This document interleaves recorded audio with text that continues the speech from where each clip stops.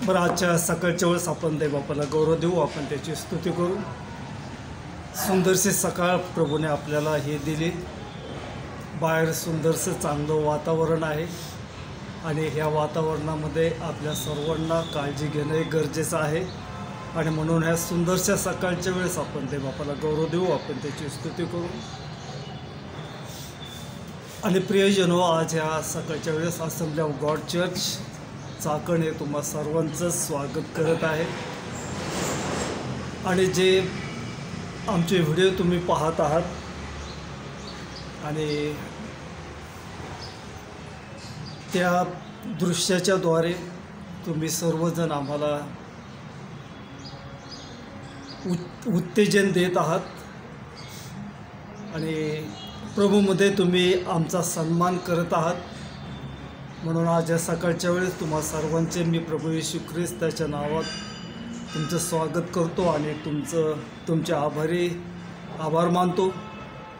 आणि तुम्ही असंच आम्हाला तुम्ही प्रोत्साहन देत जा की जेणेकरून नवीन व्हिडिओ तुमच्यासमोर आम्ही सादर करू, की जेणेकरून तुमची आणि आमची सर्वांची आध्यात्मिक जीवनामध्ये वाढ व्हावी। हाच त्या पाठीमागचा आमचा उद्देश आहे। आम्हाला कसल्याच प्रकारची प्रसिद्धी किंवा कसल्याच प्रकारचा आमचं लोकांनी गौरव करावं, ह्या पाठीमागचा त्याचा उद्देश किंवा हेतू नाही। की जे सत्य आम्हाला कळालेलं आहे ते सत्य आम्ही तुम्हाला सांगावं, ते देवबापाने आमच्यावर ते ओझं दिलं आणि म्हणून आम्ही हा उपक्रम आम्ही चालू केलेला आहे। आणि म्हणून ख्रिस्तामध्ये मी तुम्हाला विनंती करतो की देवबापाच्या वचनामध्ये, प्रार्थनेमध्ये, शास्त्र अभ्यासाच्या अभ्यासामध्ये, त्याचप्रमाणे एकमेकांसाठी प्रार्थना करणं, एकमेकांची ओझवानं, हा उपक्रम तुम्ही तुमच्या जीवनामध्ये चालू करावा, हा त्या पाठीमागचा उद्देश आहे। आणि आजची जगाची परिस्थिती जर आपण पाहिली, पुष्कळशा लोकांचं जे काही आध्यात्मिक जीवन आहे ते आध्यात्मिक जीवन जर आम्ही पाहिलं तर फार लोक हे खालच्या दर्जाचं आपलं जीवन हे जगत आहेत। आणि तुम्ही टी व्हीवरच्या बातम्या बघा किंवा वर्तमानपत्र हे बघा की त्या वर्तमानपत्रामध्ये किंवा त्या टी व्हीच्या बातम्यांमध्ये एक गोष्ट आम्हाला आढळून येते आणि ती गोष्ट म्हणजे हे की विभक्तपणा। आणि आज पुष्कळसे कुटुंब, पुष्कळसे लोक आपल्या कुटुंबापासून ते विभक्त होत आहेत, पती पत्नीपासून विभक्त होत आहेत, बाप मुलापासून, मूल बापापासून, आई आणि मुलगी हे एकमेकापासून, किंवा जे आपले नातेसंबंध आहेत ते नातेसंबंध प्रत्येकजण हे एकमेकापासून विभक्त होत आहेत। आणि याचं कारण कोणतं आहे? विभक्त होण्याचे कारणं कोणते आहेत? तर ते म्हणजे पाप। ज्यावेळेस परमेश्वराने आपला आदी मानव आदाम याची निर्मिती केली आणि परमेश्वराने त्यांना एक छोटीशी आज्ञा दिली होती की ज्या बागेमध्ये, ज्या परिसरामध्ये परमेश्वराने त्यांची व्यवस्था केलेली होती, त्यांना सुंदरसं घर दिलं होतं, त्या बागेमध्ये परमेश्वराने 2 झाडं लावलेले होते, एक जीवनाचं झाड आणि एक बरे वाईट ज्ञान करून देणाऱ्याचं झाड। हे असे 2 झाडं परमेश्वराने त्या बागेमध्ये लावलेले होते आणि परमेश्वराने त्यांना सांगितलं की तुम्ही हे बरे आणि वाईटाचं ज्ञान करून देणारं जे झाड आहे त्या झाडाचं तुम्ही फळ खाऊ नका। फक्त एक साधी आणि सोपी क्षुल्लक आज्ञा हे परमेश्वराने दिली होती। परमेश्वराच्या ज्या आज्ञा आहेत की परमेश्वराच्या आज्ञा ह्या साध्या, सरळ, सोप्या, शुद्ध आहेत, पण मानव तो भरवला गेला किंवा त्याला पापात पाडण्यात आला आणि तो सहज फसला। आणि त्याचा परिणाम पवित्र शास्त्र आम्हाला काय सांगतं तर उत्पत्तीचं पुस्तक याचा संपूर्ण 3रा अध्याय जर आपण वाचला तर मनुष्य 4 गोष्टीपासून विभक्त झालेला आहे. आणि पहिली गोष्ट ही आहे की परमेश्वराने सांगितलं होतं की त्या जीवनाच्या झाडाचं तुम्ही फळ खाऊ नका.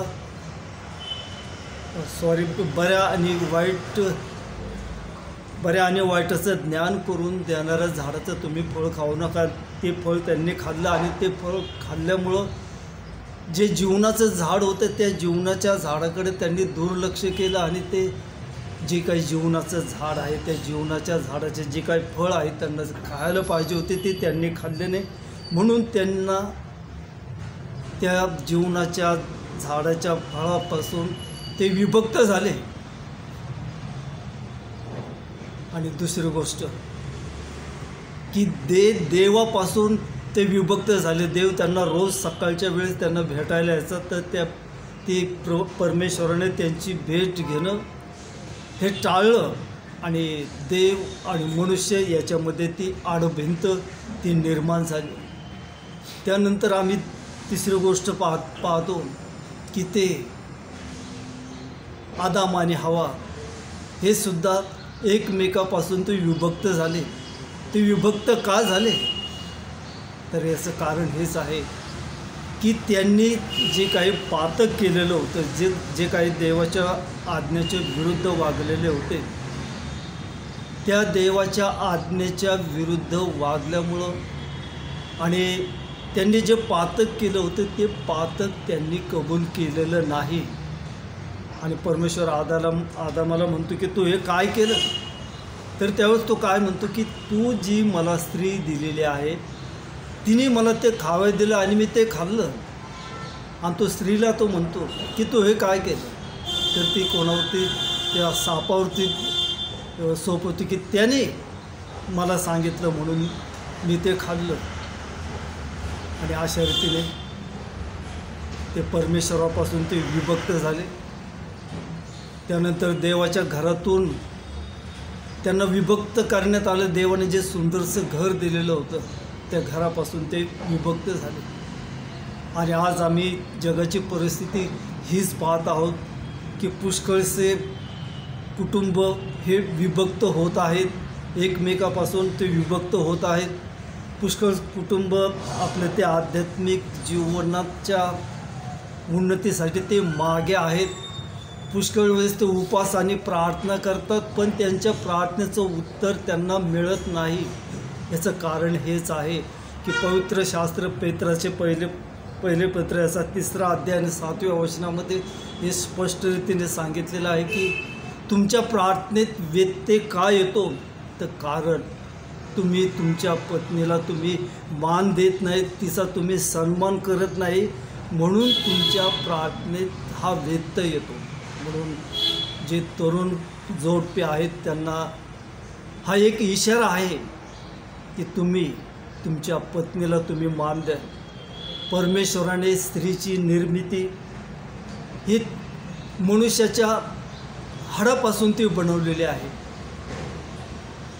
त्याच्या माणसाच्या फासळीपासून ती बनवलेली आहे. परमेश्वराने मानवाची निर्मिती हे डोक्याच्या कवटीपासून बनवलेले नाही, तर म्हणून तिला तुम्ही डोक्यावर घेऊ नका. स्त्रीची निर्मिती परमेश्वराने माणसाच्या हाताच्या हाडापासून ती बनवलेली नाही, म्हणून तिला तुम्ही हाताने मारू नका. त्याचप्रमाणे जे पायाची जी काही नळगी आहे किंवा पायाचं जे काही हाड आहे त्या पायाच्या हाडापासून स्त्रीची निर्मिती केली नाही, तर परमेश्वराने ती तुमच्या फासळीपासून ती निर्मिती केलेली. म्हणून तिला तुम्ही पायदळी तुडवू नका किंवा तिला लाताने मारू नका. आणि जर तुम्ही हे कृत्य करत असाल तर तुमच्या प्रार्थनेमध्ये हा व्यत्यय येतो. आणि आमचं कुटुंब हे कशा रीतीने असावं तर उत्कृष्ट पवित्र शास्त्रामध्ये बायबलमध्ये उत्कृष्ट उदाहरणं दिलेले आहेत. आणि इपिस्करासपत्र याचा 5वा अध्याय जर तुम्ही वाचला तर आमचं ख्रिस्ती कुटुंब कशा रीतीने असावं तर खूप सुंदरसं त्या ठिकाणी शिक्षण पावलाने इपिस्कराच्या लोकांना हे दिलेलं आहे. तर म्हणून मी तुम्हाला विनंती करतो की ह्या दिवसामध्ये राहत असताना तुमच्या आध्यात्मिक जीवनामध्ये वाढ व्हावी, म्हणून देवबापाच्या वचनात तुम्ही रमा, देवाच्या ज्या काही आज्ञा आहेत त्या देवाच्या आज्ञा पाळा आणि विशेषतः देवबापाचा सन्मान करा. आणि जर तुम्ही देवबापाचा सन्मान केला, त्याच्या आज्ञेत राहिले, तर जगात जे काही दुःख आहेत ते दुःख, जे आजार आहेत ते आजार दुःख हे नाहीसे होतील. आणि मनुष्य आजारी का पडतो, तर पवित्र शास्त्र स्पष्ट रीतीने सांगितले की पाप मनुष्य का मरतो, तर पापाचं वेतन हे मरण आहे. कारण परमेश्वराने सांगितलं होतं की ज्या दिवशी तू ह्या झाडाचं फळ खाशील त्या दिवशी तू खास मरशील. म्हणून माणसानं हे लक्षात ठेवायला पाहिजे की मनुष्य कितीही वर्ष जगला तरी त्याला आज नाही तर उद्या हे मरण आहे. त्या मरणाला आम्हाला घाबरायचं नाही, भ्यायचं नाही, कारण प्रभू येशू ख्रिस्तामध्ये आम्हाला आशा आहे. आणि ती आशा आम्हाला कधी प्राप्त होईल, तर जर आम्ही परमेश्वराच्या आज्ञात जर आम्ही राहिलो तर ही आम्हाला ती आशा आहे. म्हणून माणसाचं आयुष्य पवित्र शास्त्र आम्हाला हे सांगतं की आमचं आयुष्य 70 वर्ष आणि शक्ती असल्यास फार तर 80 वर्ष असेल. आणि एक ना एक दिवस प्रत्येक मानवजातीला हे देवाच्या सानिध्यात जायचं आहे.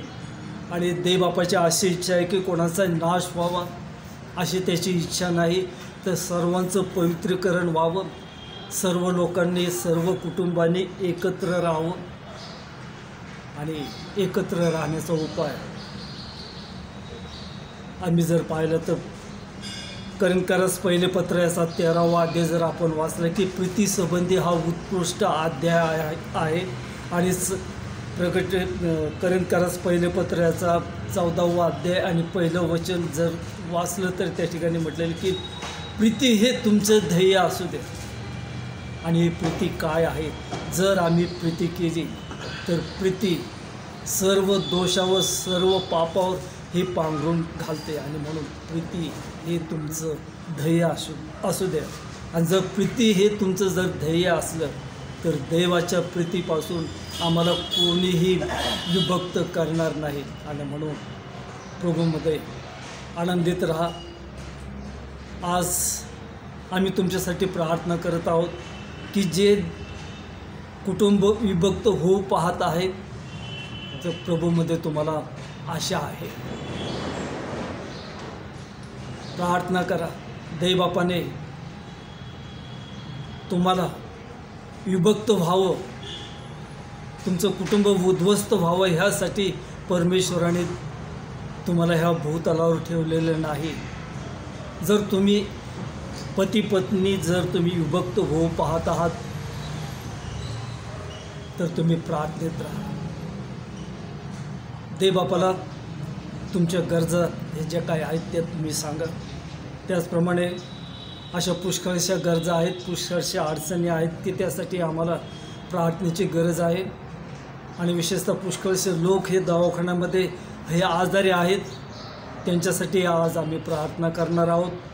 त्याचप्रमाणे देवबापाने त्याच्या राज्याची वाढ अधिक आणि अधिक व्हावी त्यासाठी प्रार्थना करू.